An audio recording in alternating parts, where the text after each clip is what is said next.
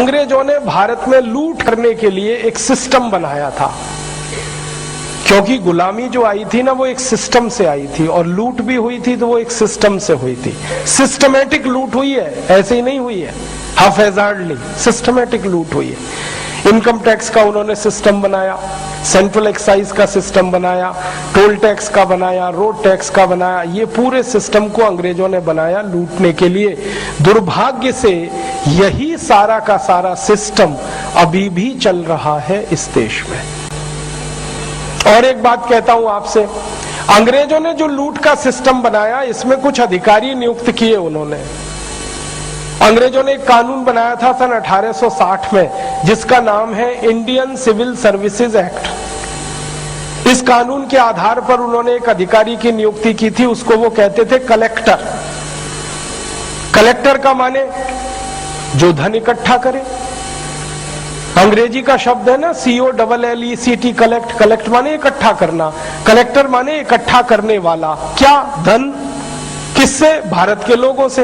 तो भारत के लोगों से धन इकट्ठा करके अंग्रेजों के कोष में जमा करे, इसके लिए अधिकारी नियुक्त किया था कलेक्टर, और उसके लिए कानून था इंडियन सिविल सर्विसेज एक्ट। आजादी के बाद वही अधिकारी अब DM के नाम से पहचाना जाता है, वो अंग्रेजों के जमाने का कलेक्टर है। कुछ बदला थोड़ी है हमने, कानून भी वही है, इंडियन सिविल सर्विसेज एक्ट। उसमें बस इतना ही एक शब्द बदला है, इंडियन एडमिनिस्ट्रेटिव एक्ट। तो लूटने वाला कलेक्टर, कलेक्टर के ऊपर एक कमिश्नर बनाया अंग्रेजों ने, और कमिश्नर शब्द आया है कमीशन से।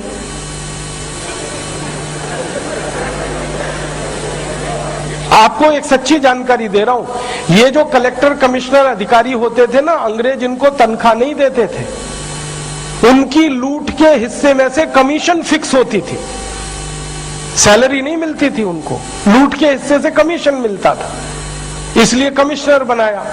5 कलेक्टर के ऊपर एक कमिश्नर होता था, फिर कमिश्नर के ऊपर सेक्रेटरी होता था, पूरा सिस्टम खड़ा किया। कलेक्टर के नीचे डिप्टी कलेक्टर होता था, डिप्टी कलेक्टर के नीचे तहसीलदार होता था। तो लूट का पूरा तंत्र अंग्रेजों ने खड़ा किया था। अब मैं आपसे एक सवाल पूछता हूं, वो ये कि जिस लूट के तंत्र को अंग्रेजों ने खड़ा किया लूटने के लिए, अगर वही तंत्र आजादी के बाद भी चलेगा तो लूट ही करेगा और कुछ नहीं करेगा। और जिस तंत्र के कारण यह देश गरीब हुआ, आजादी के बाद भी अगर वही तंत्र चलेगा तो गरीबी ही उसमें से पैदा होगी और कुछ पैदा नहीं होगा। ये हमारे देश की मजबूरी है, या कम नसीबी है, या दर्द भरी दास्तान है।